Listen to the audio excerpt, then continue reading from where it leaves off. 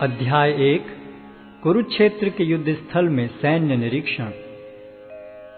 धृतराष्ट्र ने कहा, हे संजय, धर्मभूमि कुरुक्षेत्र में युद्ध की इच्छा से एकत्र हुए मेरे तथा पांडु के पुत्रों ने क्या किया?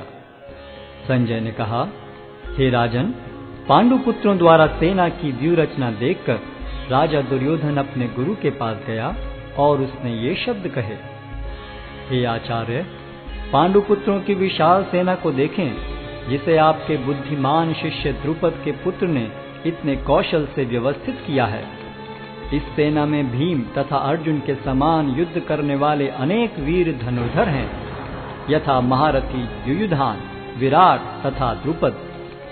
इनके साथ ही धृष्टकेतु, चेकितान, काशीराज, पुरुजित, कुंतीभोज तथा शैब्य जैसे महान शक्तिशाली योद्धा भी हैं।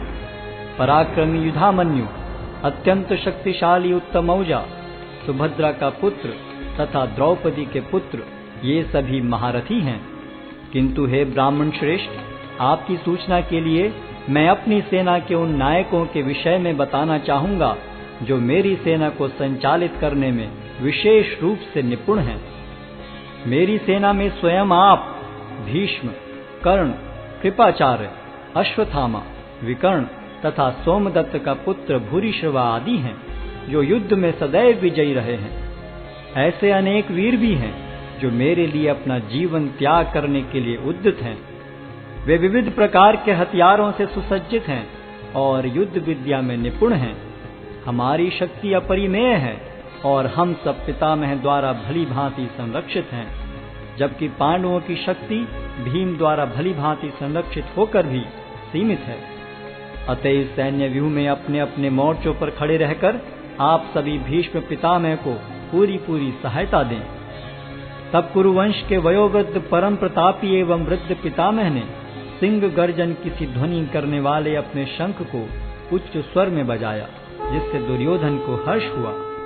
तत्पश्चात शंख, नगाड़े, बिगुल, तुरही तथा सिंह सहसा एक साथ बज उठे। वह समवेत स्वर अत्यंत कोलाहलपूर्ण था। दूसरी ओर से श्वेत घोड़ों द्वारा खींचे जाने वाले विशाल रथ पर आसीन कृष्ण तथा अर्जुन ने अपने अपने दिव्य शंख बजाए। भगवान कृष्ण ने अपना पांचजन्य शंख बजाया, अर्जुन ने देवदत्त शंख तथा अति भौजी एवं अति मानवीय कार्य करने वाले भीम ने पौंड्र नामक भयंकर शंख बजाया। हे राजन, कुंती पुत्र राजा युधिष्ठिर ने अपना अनंत विजय नामक शंख बजाया तथा नकुल और सहदेव ने सुघोष एवं मणिपुष्पक शंख बजाए। महान धनुर्धर काशीराज, परम योद्धा शिखंडी, धृष्टद्युम्न, विराट, अजय सात्यकी, द्रुपद, द्रौपदी के पुत्र तथा सुभद्रा के महाबाहु पुत्र आदि सबों ने अपने अपने शंख बजाए। इन विभिन्न शंखों की ध्वनि कोलाहल पूर्ण बन गई, जो आकाश तथा पृथ्वी को शब्दायमान करती हुई धृतराष्ट्र के पुत्रों के हृदय को विदीर्ण करने लगी। उस समय हनुमान से अंकित ध्वजा लगे रथ पर आसीन पांडुपुत्र अर्जुन अपना धनुष उठाकर तीर चलाने के लिए उद्यत हुआ। हे राजन, धृतराष्ट्र के पुत्रों को व्यूह में खड़ा देखकर अर्जुन ने श्री कृष्ण से ये वचन कहे। अर्जुन ने कहा, हे अच्युत, कृपा करके मेरा रथ दोनों सेनाओं के बीच ले चलें, जिससे मैं यहाँ उपस्थित युद्ध की अभिलाषा रखने वालों को और शस्त्रों की इस महान परीक्षा में जिनसे मुझे संघर्ष करना है उन्हें देख सकूं। मुझे उन लोगों को देखने दीजिए जो यहाँ पर धृतराष्ट्र के दुर्बुद्धि पुत्र दुर्योधन को प्रसन्न करने की इच्छा से लड़ने के लिए आए हुए हैं।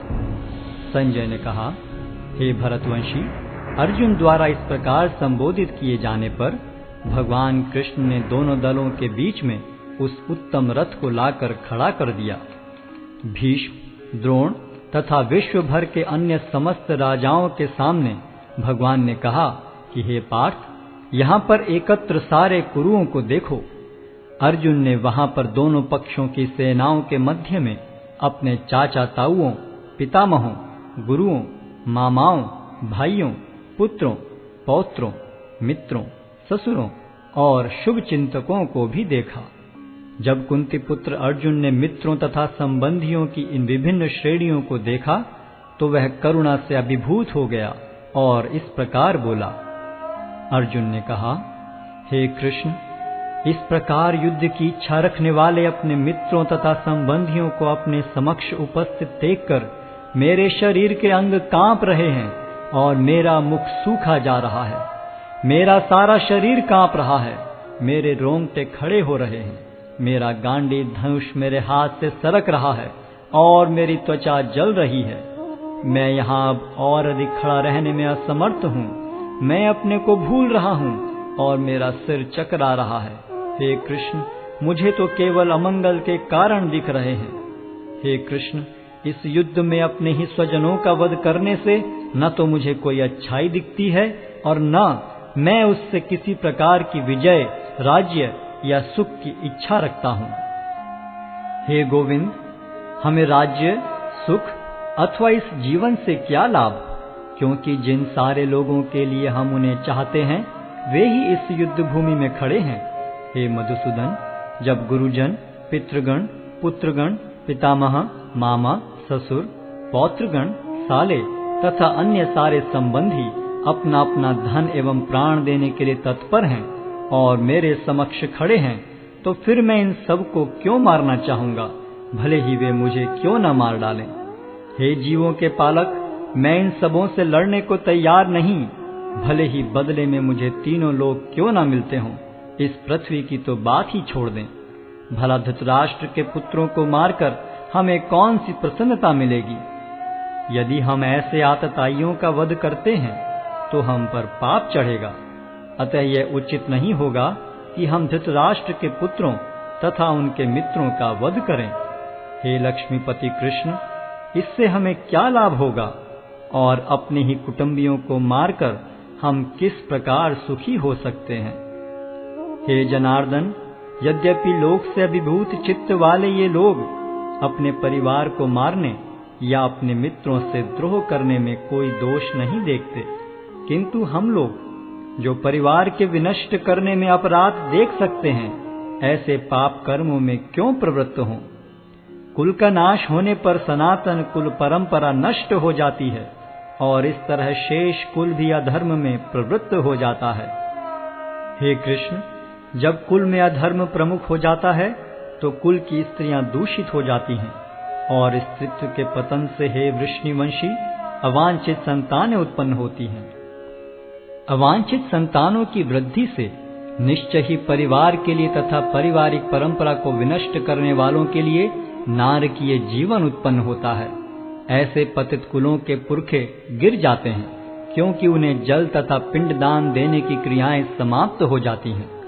जो लोग कुल परंपरा को विनष्ट करते हैं और इस तरह अवांछित संतानों को जन्म देते हैं, उनके दुष्कर्मों से समस्त प्रकार की सामुदायिक योजनाएं तथा पारिवारिक कल्याण कार्य विनष्ट हो जाते हैं। हे प्रजापालक कृष्ण, मैंने गुरु परंपरा से सुना है कि जो लोग कुल धर्म का विनाश करते हैं वे सदैव नरक में वास करते हैं। ओहो, कितने आश्चर्य की बात है कि हम सब जघन्य पाप कर्म करने के लिए उद्यत हो रहे हैं। राज्य सुख भोगने की इच्छा से प्रेरित होकर हम अपने ही संबंधियों को मारने पर तुले हैं। यदि शस्त्रधारी धृतराष्ट्र के पुत्र मुझ निहत्थे तथा रणभूमि में प्रतिरोध न करने वाले को मारें तो यह मेरे लिए श्रेयस्कर होगा। संजय ने कहा, युद्ध भूमि में इस प्रकार कहकर अर्जुन ने अपना धनुष तथा बाण एक ओर रख दिया और शोक संतप्त चित्त से रथ के आसन पर बैठ गया।